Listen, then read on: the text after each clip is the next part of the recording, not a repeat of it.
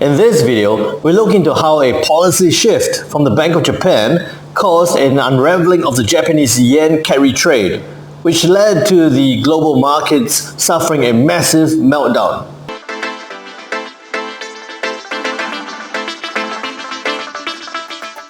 But first, what is the carry trade?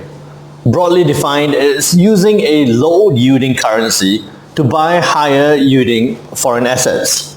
So for the yen carry trade, it involves borrowing the Japanese yen, which had low interest rates, and then using it to invest in assets that generated attractive returns.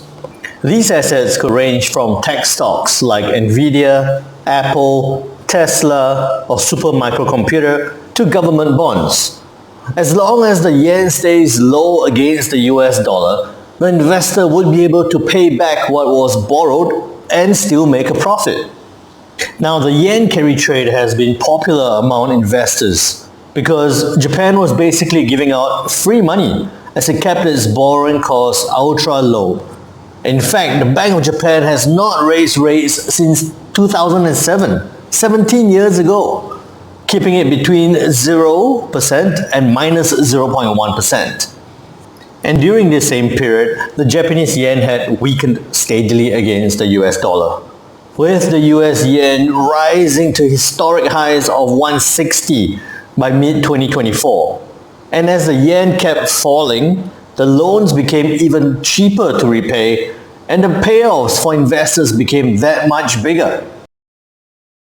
Following several unsuccessful currency interventions to manage the weakness of the Japanese yen, finally, in March 2024, the Bank of Japan, the BOJ, decided to end its negative rates regime by hiking rates to a 0.1% after 17 years. But this decision was not so much because of the yen weakness. It was more mainly because the Bank of Japan's 2% inflation target was in sight after wages showed strong salary increases of 5.3% at large firms, and also saw that the BOJ believed that wages would continue to increase steadily. But because the BOJ said that the financial conditions were set to remain accommodative and gave no signals on further interest rate hikes when they hiked rates in March, the impact on the Japanese yen was minimal, and actually, it continued to weaken against the US dollar. On July 11th, the US CPI was released at 3%, previously it was at 3.3%. This signaled a steady slowdown in inflation growth towards the Fed Reserve's inflation target of 2 to 3%. This alerted markets that the Fed Reserve could begin or could decide to begin cutting interest rates as soon as at the September meeting. Then, on the 31st of July, the BOJ surprised markets again by raising rates to a 15-year high of 0.25%.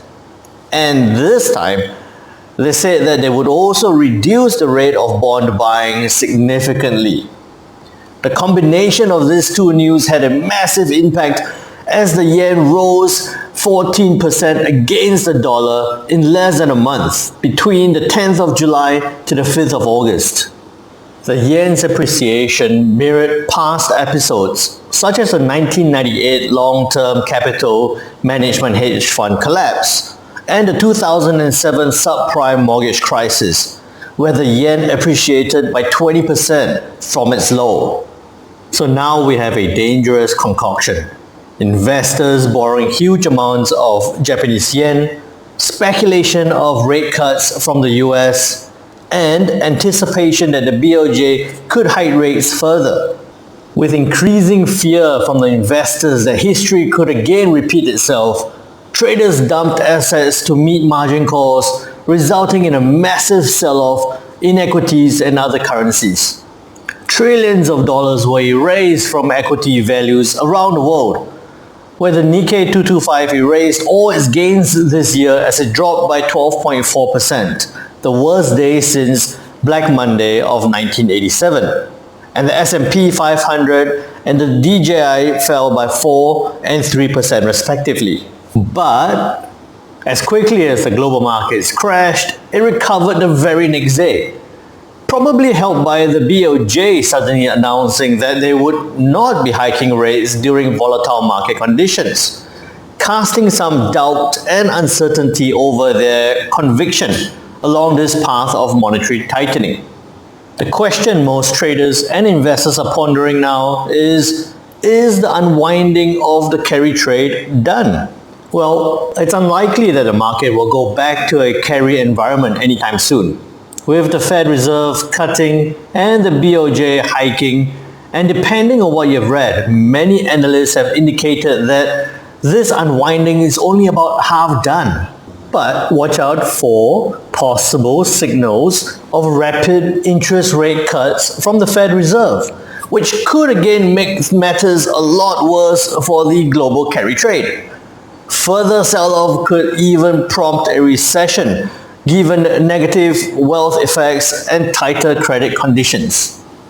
Ultimately, it's going to be a lot more volatility and possible even bigger market shocks coming. But hey, only with volatility does great opportunities come around.